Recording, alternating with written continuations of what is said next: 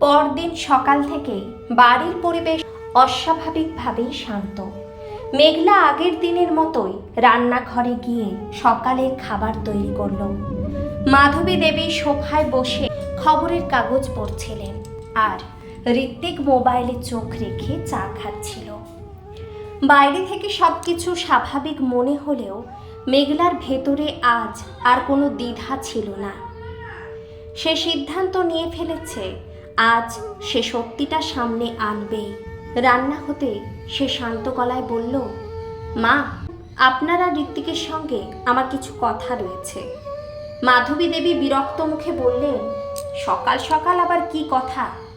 খুব দরকারি কথা, 5 মিনিট সময় দিলেই হবে। তিনজন ড্রয়িং রুমে বসল।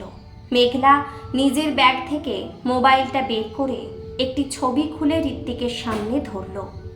ছবিটা দেখেই ঋত্বিকের মুখের রং ফ্যাকাশে হয়ে গেল। মাধবী দেবী অবাক হয়ে বললেন, ওটা কি? মেঘলা শান্ত গলায় বলল, এটা 3 বছর আগের একটি মেডিকেল রিপোর্ট। রোগীর নাম ঋত্বিক চ্যাটার্জি। মাধবী দেবী দ্রুত রিপোর্টটি হাতে নিয়ে পড়তে শুরু করলেন। কয়েক মুহূর্তের মধ্যে তার হাত কাঁপতে লাগলো। এগুলো কি? ঋত্বিক মাথা নিচু করে বসে রইল। মেঘলা এবার প্রথমবারের মতো দৃঢ় কণ্ঠে বলল, যে মানুষটাকে এতদিন আপনারা নির্দোষ ভেবেছেন, সে অনেক আগে থেকে সত্যিটা জানত, কিন্তু আমাকে কিছু বলেনি, বরং আমাকে প্রতিদিন অপমানিত হতে দেখেছে। ঘরে নিস্তব্ধতা নেমে এলো। মাধবী দেবী কাঁপা গলায় বললেন, ঋত্বিক, এটা কি সত্যি? অনেকক্ষণ চুপ থাকার পর ঋত্বিক ধীরে ধীরে মাথা নাড়ল। হ্যাঁ মা, সত্যি। তাহলে এতদিন কিছু বললি না কেন? ঋত্বিক চোখ বন্ধ করে বলল, ভয় পেয়েছিলাম। মনে হয়েছিল সবাই আমাকে ছোট করবে, তাই চুপচাপ ছিলাম। মেঘলার চোখে জল এলো, কিন্তু সে কান্না চেপে থাকলো। তোমার ভয়ের জন্য আমাকে দোষী হতে হয়েছে, আত্মীয় স্বজনের সামনে মাথা নিচু করতে হয়েছে। মা আমাকে কত কথা শুনিয়েছেন, তুমি একবারও সত্যিটা বলনি। মাধবী দেবী ধীরে ধীরে সোফায় বসে পড়লেন। তিনি যেন নিজের অতীতের কথাগুলো মনে করতে লাগলেন। অপয়া, অযোগ্য, আমার বংশ শেষ করে দিল, এই কথাগুলো তিনি বলেছিলেন। আজ সেই কথাগুলোই যেন ফিরে এসে তাকে আঘাত করছে। কিছুক্ষণ পরে তিনি মেঘলার সামনে এসে দাঁড়ালেন। চোখ ভিজে গেছে তার জলে। মা, আমাকে ক্ষমা করতে পারবি? মেঘলা শান্ত গলায় বলল, ক্ষমা করা কঠিন নয় মা, কিন্তু যে বিশ্বাস একবার ভেঙে যায়, সেটা আগের মতো আর জোড়া লাগে না। ঋত্বিক উঠে এসে বলল, মেঘলা, আমি ভুল করেছি, যদি আরেকবার সুযোগ দাও। মেঘলা তার কথা থামিয়ে বলল, সুযোগ আমি অনেকবার দিয়েছি, প্রতিবার তুমি নীরব থেকেছ। ডাক্তার দেখাতে বলেছি, যাওনি। আমি অপমানিত হয়েছি, তুমি চুপ থেকেছ। একটা সম্পর্ক শুধু একসঙ্গে থাকা নয়, সত্যি বলার সাহসও দরকার।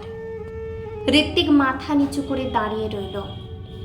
সেই দিনই মেঘলা অফিসে গিয়ে নিজের বদলির আবেদনপত্র জমা দিল। কয়েক সপ্তাহের মধ্যেই অন্য শহরের শাখায় তার বদলির আদেশ হলো। বিদায়ের আগের দিন মাধবী দেবী তার ঘরে এসে বললেন, তুই চলে গেলে বাড়িটা একেবারে ফাঁকা হয়ে যাবে। মেঘলা মৃদু হেসে বলল, বাড়ি শুধু ইট সিমেন্টে তৈরি হয় না মা, বিশ্বাস দিয়েও তৈরি হয়। সেই বিশ্বাসটাই যখন আর নেই। পরদিন সকালে ছোট্ট একটা ট্রলি ব্যাগ নিয়ে বাড়ি থেকে বেরিয়ে পড়ল সে।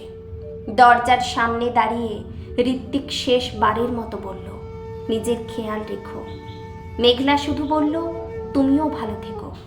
আর একটা কথা মনে রেখো, সত্যিটা যত দেরিতেই হোক একদিন সামনে এসেই যায়। ট্যাক্সি ধরে এগিয়ে গেল। জানালার বাইরে তাকিয়ে মেঘলা অনুভব করল, বুকের ভেতরে দীর্ঘদিনের ভার যেন একটু একটু করে হালকা হচ্ছে। নতুন শহরে গিয়ে সে নিজের কাজেই মন দিল। অফিসের সহকর্মীরা তাকে আন্তরিকভাবে গ্রহণ করল। অনেক দিন পর সে আবার নিজের মতো করে হাসতে শিখল। কয়েক মাস পরে এক রবিবার সকালে ডক্টর নন্দিতা সেনের সঙ্গে দেখা করতে গেল সে। ডাক্তার তাকে দেখে হাসি মুখে বললেন, কেমন আছো? মেঘলা আত্মবিশ্বাসী কণ্ঠে উত্তর দিল, এবার সত্যিই ভালো আছি। ডক্টর নন্দিতা সেন বললেন, জীবনে মা হওয়া একজন নারীর একমাত্র পরিচয় নয়, নিজের সম্মান নিয়ে বাঁচাটাও সমান গুরুত্বপূর্ণ। মেঘলা জানালার বাইরে তাকিয়ে মৃদু হেসে বলল, একসময় ভাবতাম সংসার ভেঙে গেলে আমি শেষ হয়ে যাব। এখন বুঝেছি সত্যি আর আত্মসম্মানকে আঁকড়ে ধরলে নতুন জীবন শুরু করা যায়। আকাশে তখন সকালে রোদ ঝলমল করছে। মেঘলার মনে হলো দীর্ঘ অন্ধকারের পর অবশেষে তার জীবনে নতুন ভোর এসেছে। বিশ্বাসঘাতকতা গল্পটির অন্তিম পর্বটি আপনাদের কেমন লাগলো অবশ্যই কমেন্টে জানাবেন। ভালো লাগলে আপনারা শেয়ার করতে পারেন। কলম ও কণ্ঠে বর্ষা। ধন্যবাদ।